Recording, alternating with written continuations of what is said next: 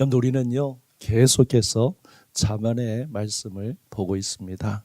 매일 아침 온 가족이 함께하는 이 잠언 필사, 우리가 지난주로 17장까지 필사했고요, 이번 주는 18장으로 또 계속해서 말씀을 사모하고 말씀을 필사하면서 은혜를 우리가 받고 있습니다. 그리고 지난 주일 말씀으로 여러분들 이 잠언의 주제로 마음이라는 이 말씀으로 나눴습니다. 그리고 오늘 두 번째 설교로 가족에 대한 주제로 말씀을 나눠보려고 합니다. 여러분들, 마음과 가족이라는 이 주제는요, 이 두 가지의 공통점이 있습니다. 첫 번째가 이 두 가지가 모두 하나님께로부터 나왔다는 겁니다. 우리의 마음도 하나님이 주셨고요, 그리고 가족도 하나님이 주셨습니다.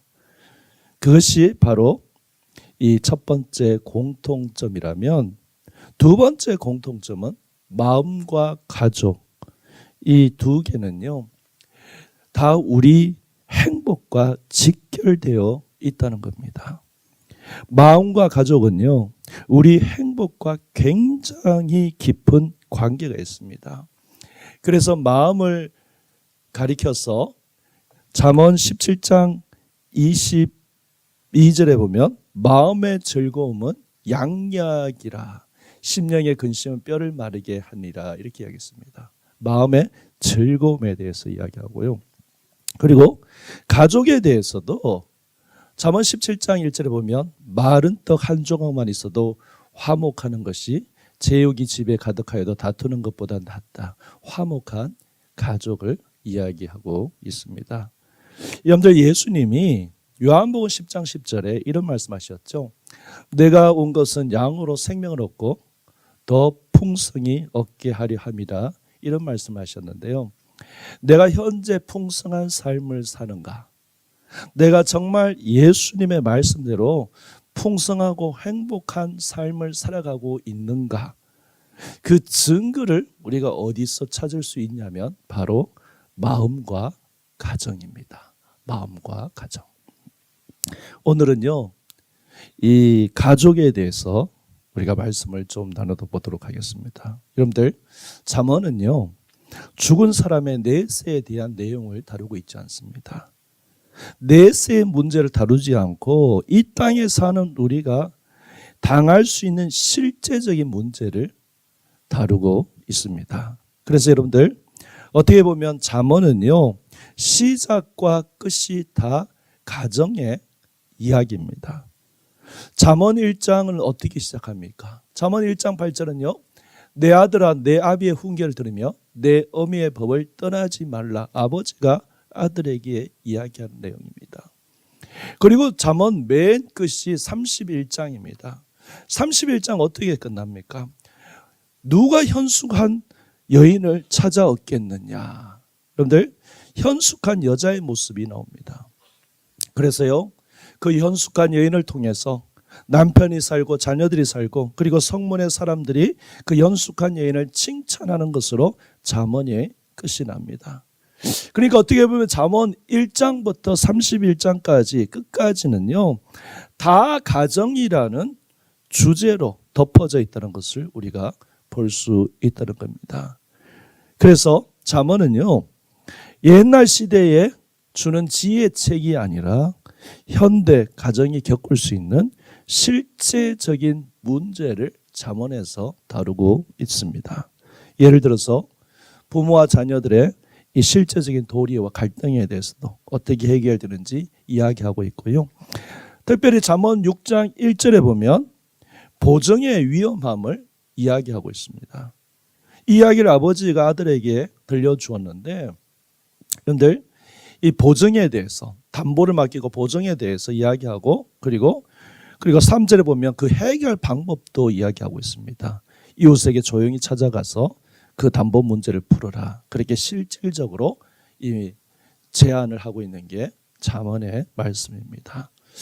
이번 성경 필사를 하면서요 저희 아버지도 잠언 6장을 참 잘 읽으셨으면 좋았을 텐데 그런 생각이 들었습니다. 저희 아버지가 이 사업하는 친구 보정을 서주셨다가 저희들이요 남미까지 이민을 가게 된 동기가 아버지가 친구분에게 사업 보증을 서줬다가 어렵게 되었습니다. 여러분들 잠언은요 실제적으로 현대 사회에서 우리가 당할 수 있는 가정의 실제적인 문제를 우리에게 이야기해 줍니다. 여러분들 잠언의 모든 내용이 어떤 내용입니까? 네가 지혜를 얻게 될 것이라고 말했는데요. 여러분들 정말 우리가 길이 막힐 때 잠언을 우리가 읽어보면요 하나님께서 정말 지혜를 통해 하나님 주시는 지혜를 통해서 그 안에 길이 있음을 우리가 볼 수 있습니다. 여러분들 이 17세기에 영국의 목회자이면서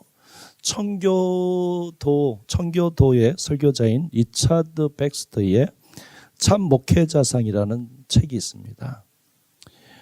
이 목사님이요 이 쓰신 참 목회자상은요 이 목회의 본질과 목회의 자세에 대한 깊은 성찰을 가지고 있는 책입니다. 그래서 목회하면서 혼란스럽거나 아니면 목회하면서 어려움이 있을 때 꼭 읽어보라고 권면하는 책입니다.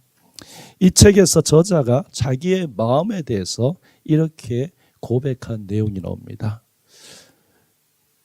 제가 읽어드리겠습니다. 내가 통달할 만한 제 경험을 말씀드리겠습니다. 나는 양떼들에게 나의 영혼의 불쾌감을 전달했습니다. 나의 심령이 서늘해지면 나의 설교도 서늘해지고 나의 심령이 혼돈되면 나의 설교도 혼돈됩니다. 그래서 나는 가끔 내 설교가 냉랭해질 때 양떼들이 냉랭해지는 것을 볼 수 있습니다. 그리고 그는 말했습니다. 어떻게 하면 이 냉랭함에 벗어날 수 있을까?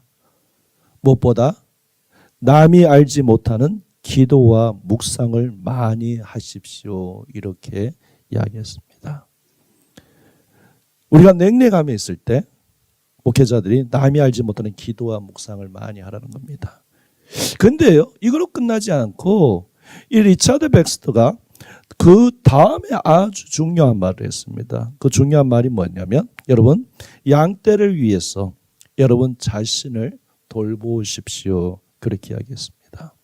여러분 제가요 이렇게 이 말씀을 하는 이유가 여러분들 가족을 지키는 첫 번째 비결은요 부모가 자기 자신을 관리해야 한다는 겁니다. 여러분들 가정을 지키는 첫 번째 일이 무엇이냐면요 부모가 자기 영혼을 자기가 잘 관리하는 것이 가정을 지키는 첫 번째 비결이라는 겁니다. 부모가 자기 관리를 못해서 자기 마음을 다스리지 못해서 자기 이 마음을 다스리지 못하면요 그건 즉각적으로 집안에 영향을 끼치게 된다는 겁니다. 그러니까 목회자가 양떼를 위해서 자기 관리를 하고 그렇게 자기 관리를 하듯이 자녀들을 위해서 부모가 제일 먼저 해야 할 일이 뭐냐면요 자녀들을 가르치는 것이 아니라 자기 자신을 다스리라는 겁니다. 자기 자신을 돌아보고 자기 자신을 목양하라는 겁니다. 여러분들 가정이 행복해질 수 있는 이 행복해지기 위해서는 이 두 가지 견고한 축이 있어야 합니다. 하나는 부부 관계고요. 또 하나는 부모와 자식 관계입니다. 여러분들 가정에 이 두 가지 축이 든든히 써 있으면 그 가정은 행복한 가정입니다. 그래서 여러분들 서점에 가보십시오. 가정에 대해서 수도 없이 많은 책이 나오고요. 가정 세미나의 모든 내용도 모두 다 보면 그 대상은 부부 관계와 자녀들의 관계에 대한 내용들이 기록되어 있습니다. 여러분들 남편들에게 이렇게 하는 말 있잖아요. 어떤 아버지가 존경받는 아버지이냐면 그것은 자녀의 어머니에게 잘하는 그런 사람이 존경받는 남편이라는 겁니다. 자녀의 어머니가 누굽니까? 여러분 자녀의 어머니가 누구죠? 자기 부인이죠. 자기 부인에게 잘하는 겁니다. 남편이 부인에게 잘하는 것이 자녀들에게 큰 교훈이 되고 결혼 생활에 행복할 수 있다는 그런 기초가 된다는 겁니다. 오늘 우리가 잠언 14장을 우리 전체는 다 읽지 못했지만 14장을 읽었습니다. 그런데 잠언 14장 1절에 보면 이렇게 이야기합니다. 지혜로운 여인은 자기 집을 세우되 미련한 여인은 자기 손으로 그것을 허느니라, 이렇게 이야기했습니다. 지혜로운 여인은 자기 손으로 자기 집을 지어 올리는데, 반대로 미련한 여인은 자기가 있는 집을 허물어 버린다는 겁니다. 여러분들, 제가요 참 허물이 많은 사람인데, 저희 아내의 이 장점 중에 하나가 제가 허물이 많은데도 그 허물을 많이 다 가려줍니다. 잠언 17장 9절에 보면 이런 말이 있습니다. 허물을 덮어주는 자는 사랑을 구하는 자요, 그것을 거듭 말하는 자는 친한 벗을 이간한 자니라, 이렇게 했습니다. 여러분들, 부부가 살아가면서 자꾸 허물을 말하는 것은 자기 손으로 자기 집을 허무는 것입니다. 여러분들, 이 말이 부인을 자랑하라, 남편을 자랑하라, 이런 말이 아닙니다. 자랑하라는 말이 아니라, 마치 애굽에서 유월절날 하나님의 천사가 내려와서 어떤 집을 넘어갔습니까? 넘어간 집이 유월절 어린 양의 피로 문설주에 바른 집들은 다 넘어갔다는 겁니다. 문설주에 유월절 어린 양을 바른 집은 다 넘어갔습니다. 부인이 남편의 허물을 덮는 이유가 뭘까? 남편이 부인의 허물을 덮는 이유가 뭘까? 그것은 이 사람들에게 예수님의 보혈의 피가 있다는 겁니다. 이 사람을 하나님께서 나에게 주셨다는 겁니다. 그렇기 때문에 천사가 그 피를 보고 넘어갔듯이 이 사람 속에 하나님의 형상이 있기 때문에 그 형상이 이루어지는 날까지 넘어가는 것입니다. 여러분들, 행복한 가정은요, 허물이 없는 집이 아니라 허물을 넘어가는 집입니다. 그런 집이 행복한 가정이고요, 그런 집이 산다는 겁니다. 그런데 허물을 자꾸 드러내고, 그리고 허물을 가지고 자꾸 핀잔 주는 집은 맨날 울고 슬프고 불행한 것입니다. 저는 이 말을 참 좋아합니다. 있을 때 잘해, 있을 때 잘하시기 바라겠습니다.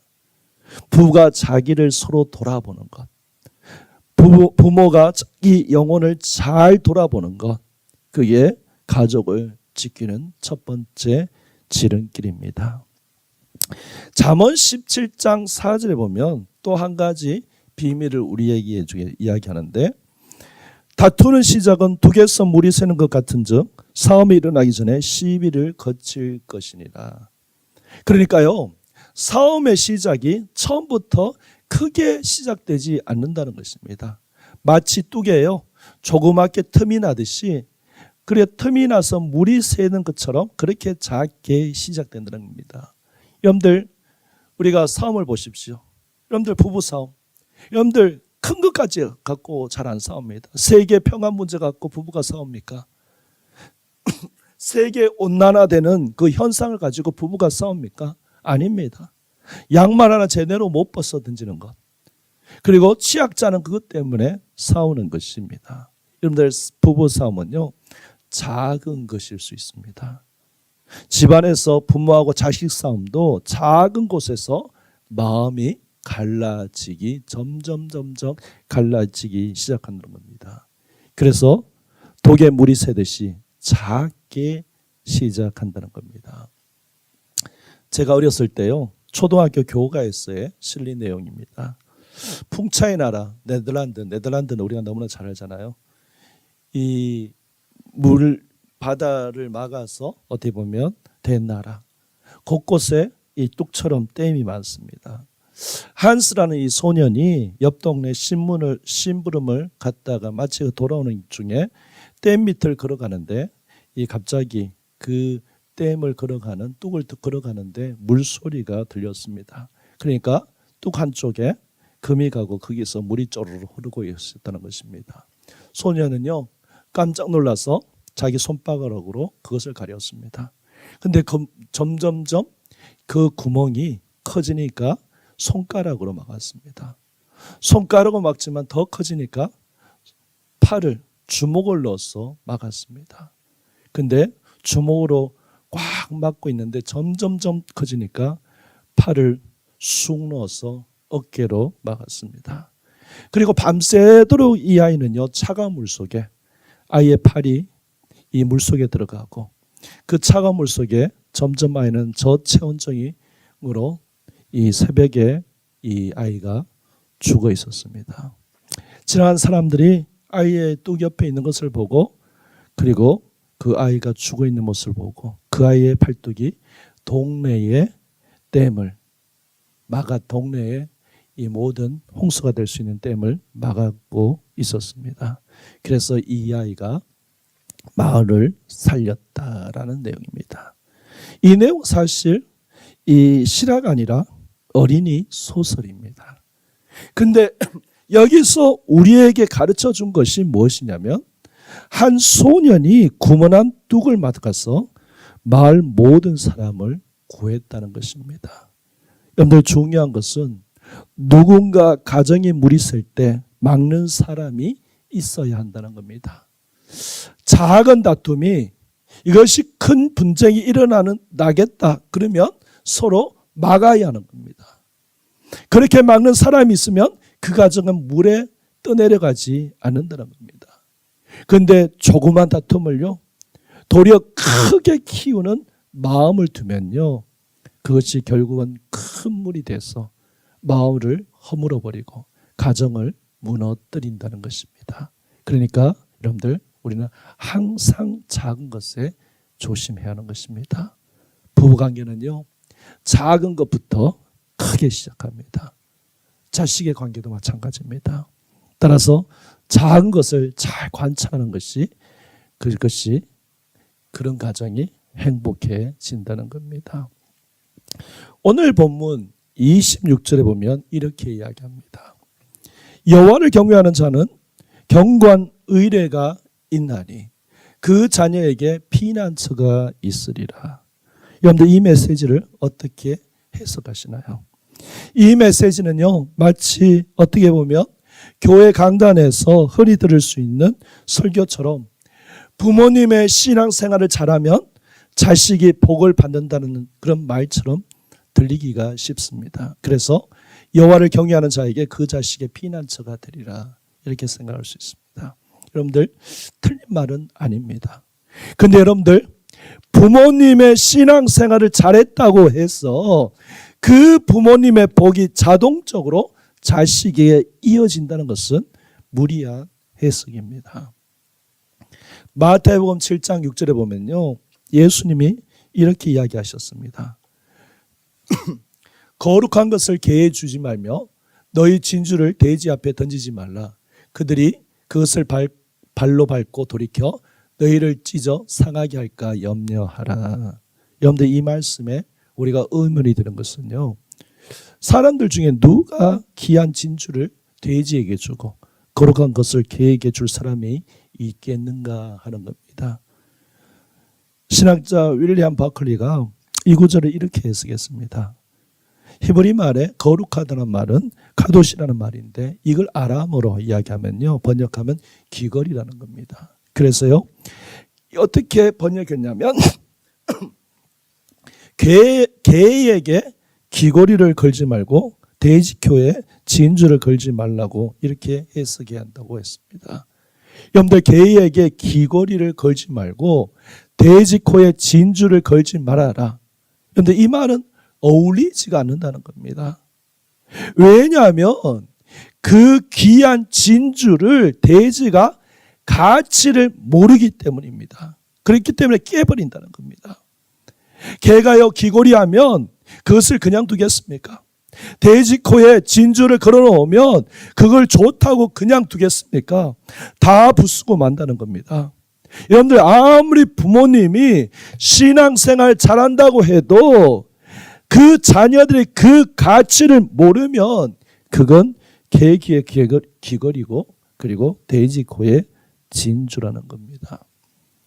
그렇다면 부모의 신앙이 다음 세대 자녀 때에 와서 무너지는 이유가 무엇일까요? 자녀들이요 부모의 신앙의 가치를 모르기 때문입니다. 여러분들, 잠언의 핵심적인 내용이 어떤 내용입니까? 하나님을 경외하라는 겁니다. 이게 어떻게 보면 잠언의 모토입니다. 이건 잠언의 모토뿐만 아니라요, 여러분들, 우리 모세오경의 모토고, 그리고 전체적인 구약 성경의 모든 내용이 여호와를, 하나님을 경외하라, 이 말입니다. 이게 핵심입니다. 하나님을 경외하고 하나님을 사랑하는 부모 밑에 자란 자녀들은요, 그것을 보고 배운다는 것입니다.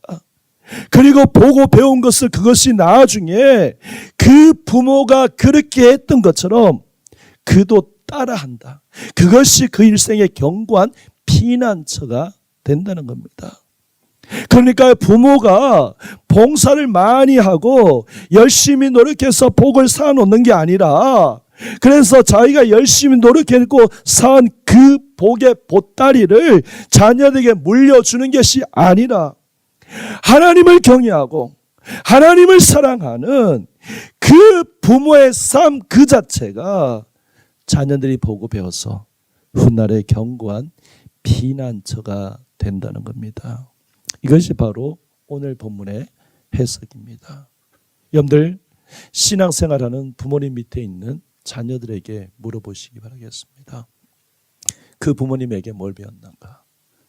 신앙생활하는 할머니, 할아버지 밑에 자란 손자, 소녀에게 물어보세요. 손자, 소녀들이요, 기도하시는 할머니, 믿음으로 사셨던 할아버지, 그 모습을 기억하고 그 모습대로 나도 그렇게 살아야겠다는 것이 견고한 피난처라는 겁니다. 그런데 우리 아버지, 우리 어머니에게 내가 뭘 배웠는가? 주일 교회 가는 거 외에 배운 게 없다. 그럼 그게 피난처가 안 된다는 겁니다.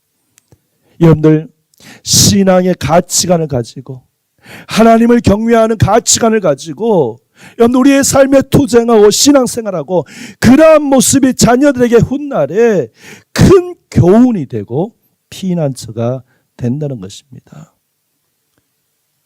그것을 보고 자라난 자녀들은요, 그 다음 말 이렇게 이야기하고 있습니다. 27절입니다. 여호와를 경외하는 것은 생명의 샘이니 사망이 그 물에서 벗어나게 하느니라. 여러분들, 자녀들이 살다 보면 사망의 그물처럼, 아니면요 사냥꾼이 놓아둔 그물처럼 어려움이 덮칠 때가 삶 가운데 있다는 겁니다. 그럴 때 어디서 생명의 샘을 마실 수 있는가? 어떻게 생명의 자녀들이 생명의 샘을 마시고 일어날 수 있는가? 그것은 부모가 하나님을 경외하는 신앙을 기억하고, 하나님을, 부모님들이 하나님의 신앙을, 부모님들이 정말 하나님을 사랑하고 섬겼던 그 신앙을 바라보고 기억하면서 일어난다는 겁니다. 따라서 자녀를 지키는 가장 최고의 방법은요, 부모님이 하나님을 경외하는 가치관을 가지고 신앙생활을 해가는 겁니다.